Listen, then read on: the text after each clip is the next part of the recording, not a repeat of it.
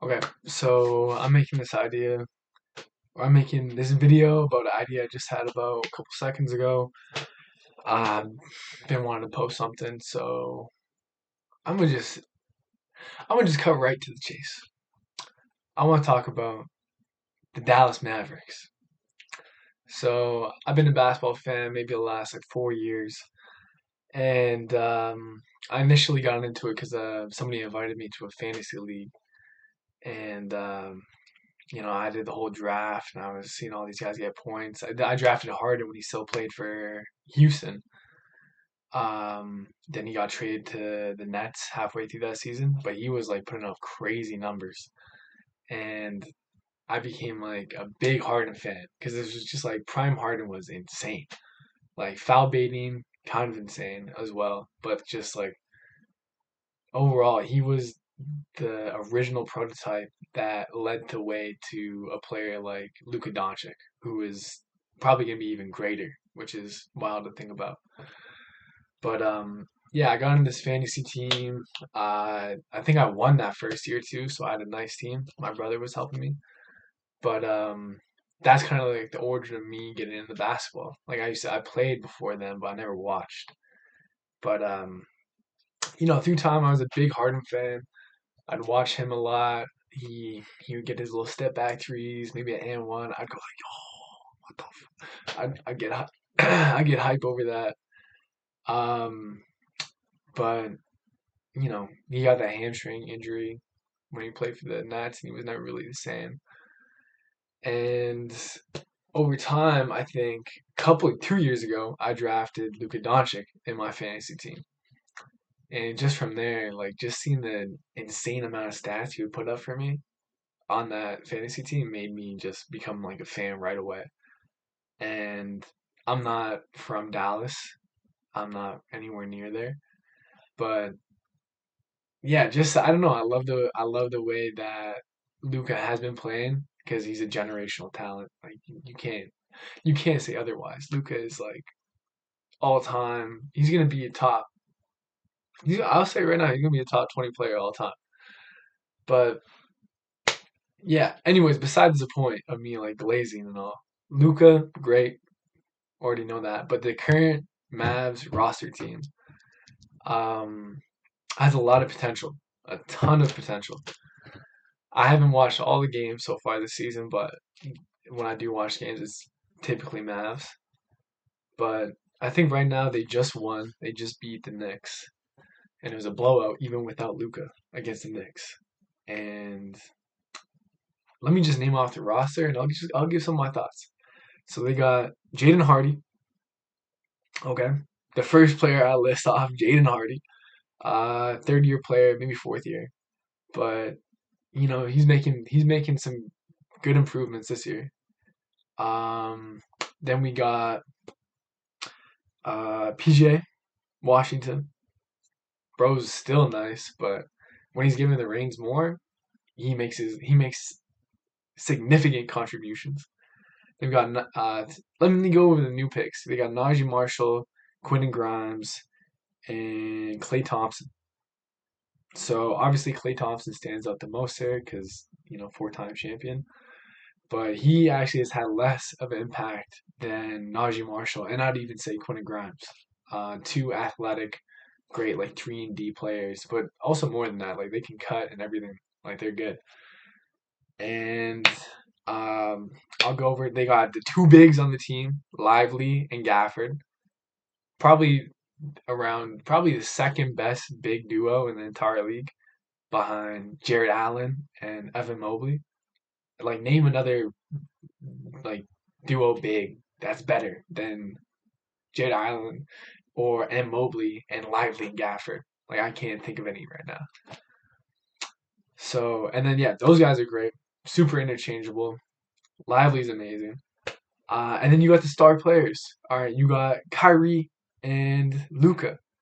So like you have such a good. It's not even top heavy anymore. It's really just like a rectangle. All right, Luka, Kyrie, Lively, Gathered, and then you have your defenders there. And it just like the record may not exemplify the amount of talent and where this team can go. But when things start clicking, like this team will be great. So, what is it that is not really clicking for them at this moment? Why do they have a record of like 11-8 when they could have had a record much better? So, there's a few things contributing to that. So, the first thing is chemistry. So, a lot of new players. You brought in three new players and three other players left. Like, you got rid of Derek Jones, got rid of Hardaway, who was on there for like forever, and Powell, or not Powell, Green. So those three guys leave, and those guys were a part of the makeup for at least a couple years, at least maybe not Derek, but like the other guys for at least 3 years. So there's a lot of like sussing each other out. Like, okay, this is how I should play. I got to read you. You have to read me. And it's just like the comfortability between the players is not like that high. So chemistry definitely, that's just something that takes time. So I have no worries about that. Like eventually it'll come. Um, Luka has gone off to a slower start than people were expecting. Especially coming off such an insane playoff run. His like everybody holds him so high at such a high standard that even though he's playing like all star and dropping like triple doubles still, people are still mad about it. And I won't lie, like it actually has affected team play because if you're gonna have such a heliocentric offense, especially that person that's centered around has to be that good, and he's been good, but not that good. And it's a lot of it too. Like I read some posts, I read some like Reddit stuff.